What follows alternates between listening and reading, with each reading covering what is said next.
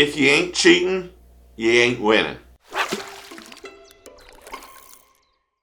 Welcome back to the channel. My name is Steve Chapman. I need to just say thank you to all the people who support this channel. They hit that like and subscribe button, and they become part of the team and family, and it helps me out. It helps the channel out, and growth is what I'm trying to do. So if you like this kind of content, click that button. Welcome to the team. The phrase made famous by NFL Hall of Famer Joe Montana. If you aren't cheating, you aren't winning. And Joe Montana is attributed to saying that in an interview. And he used it because people who use that slogan describe a competitive nature of the game and the length people will go to win.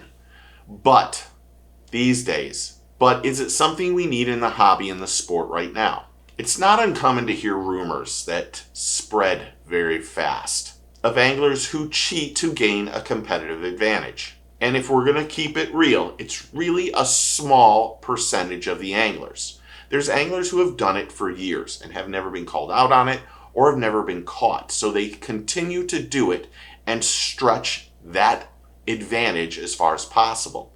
These days, with social media and influencers and everyone having a phone with a camera, they can, at any given point in time, an angler could be filming you or someone else can be filming you.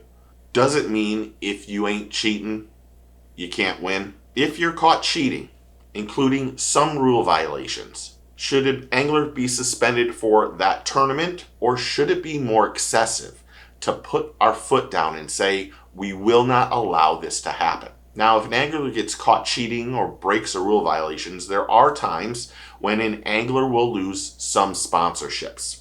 There's other times it's just a slap on the wrist. But should the organizations look into suspending an angler for the rest of the season if they're caught cheating? Or is that too harsh? Now, there's allegations throughout the industry that anglers asking their friends to hold a spot. There's also allegations of anglers that use a drone during practice to see where other anglers are at or see where they're fishing.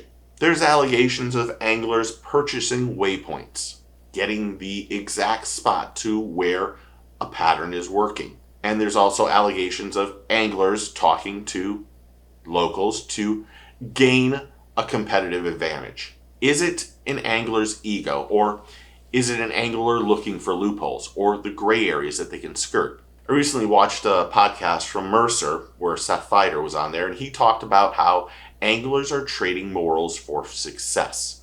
And that is a shame. He also said that there's very few anglers that are doing the shady things. But the shady things are happening nonstop.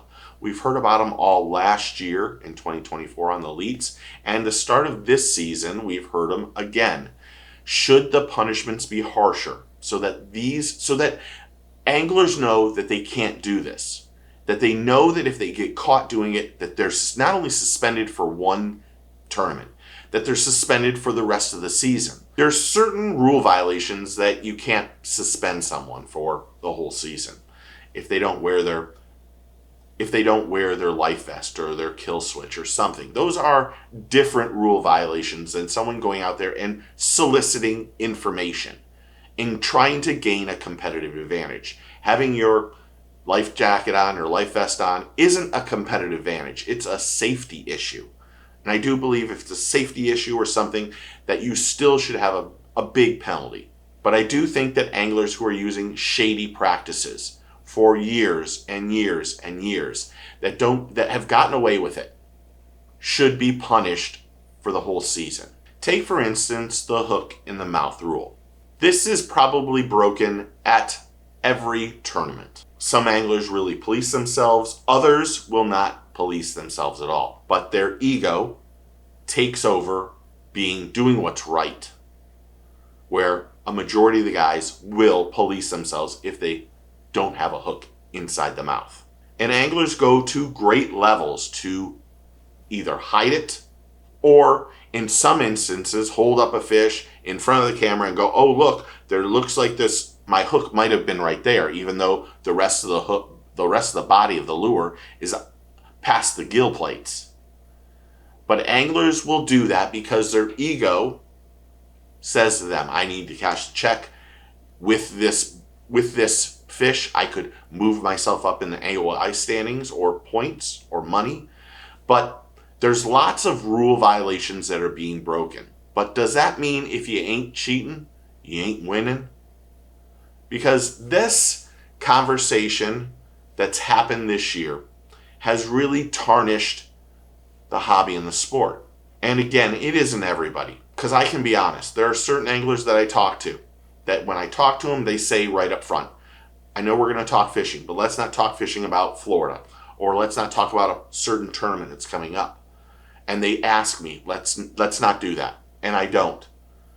But the no information rule is one that is really tough to enforce. And this one, like this last one with the hook in the mouth, I think is one that gets away nonstop. When the commentators start talking about it, or an angler turns his back to the camera so you can't see where that fish is hooked, I think there should be some sort of minor fine or time penalty, because it's happened over and over and over. And certain anglers are gaining a competitive advantage because they're not being polygraphed or it's just not being told. But in this world of social media and everything else that's going on in life, if you ain't cheating, you ain't winning. Is that more prevalent now than ever before? Comment below and tell me what you think.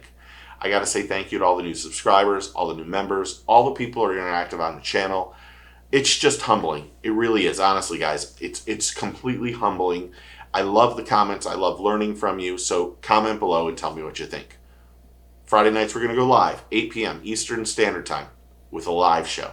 I try to do them every week. I've missed a couple weeks. I apologize.